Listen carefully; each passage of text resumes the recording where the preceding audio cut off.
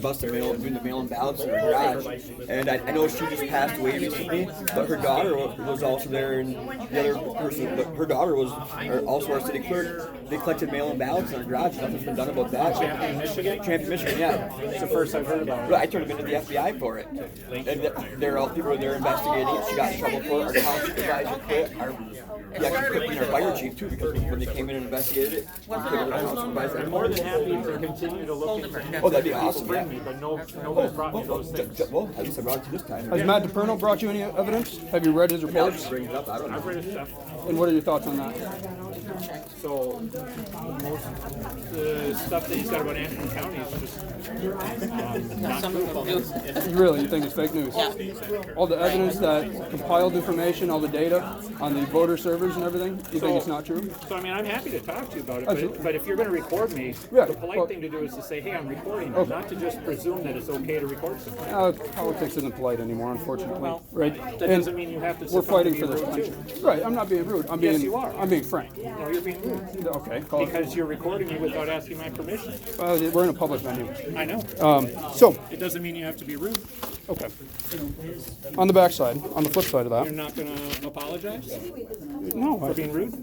Would you like me to apologize? I apologize for being rude. We can start the conversation over if you'd like. I Are you can. going to ask if you can record the conversation? Mr. McBroom, would you oblige for me to record our conversation? You're welcome to record the conversation. I appreciate that. The Gateway Pundit just reported yesterday that over 550,000 registered voters with voter registration date of 1/1/1918. They've been on the voter rolls for over 100 years. 550,000 of them. No, that's not. It's true. They 115,000. haven't been on the voter rolls for 200 years. They were registered. They were Michigan wasn't even a state that long. registration date. I agree. And this is Wisconsin. My apologies if I said Michigan.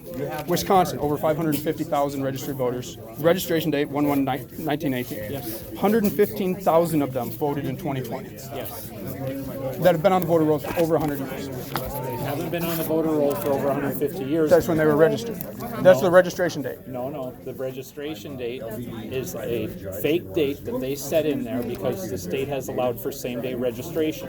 When you have same-day registration and you allow absentee voting, you have this problem because you disconnect your database, your voter file, during the election time in order to keep it secure.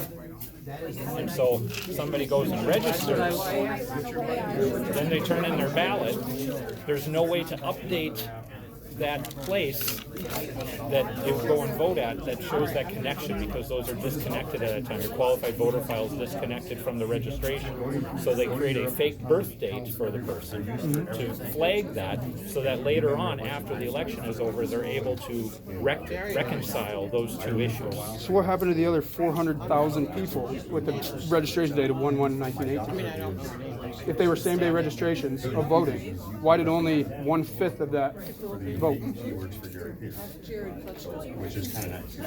I'm not following your... So 550,000 people were registered on January 1st, 1918, right? We can agree on that. I can't agree to 115,000. anything. Okay. I'm just listening to you. Gateway Pundit reported this. 115,000 of those voted in 2020. We're saying that the 1918 voting date or registration date is due to same-day registration, right, for voting. Well, you're talking Wisconsin now?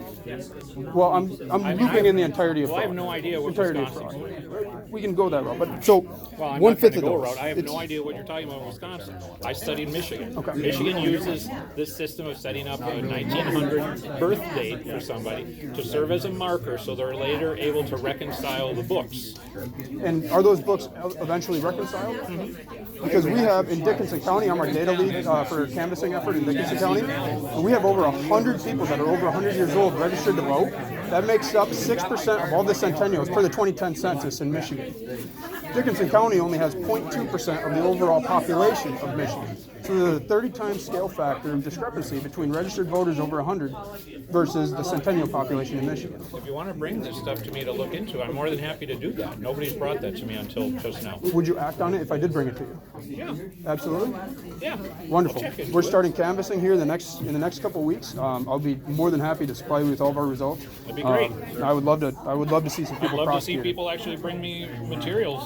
Who are you People- working for? People always tell It's me an to bring independent me stuff. grassroots movement. we're setting it up ourselves. We're standing up and we're canvassing. I am Aubrey Atanas' father. You met her. She worked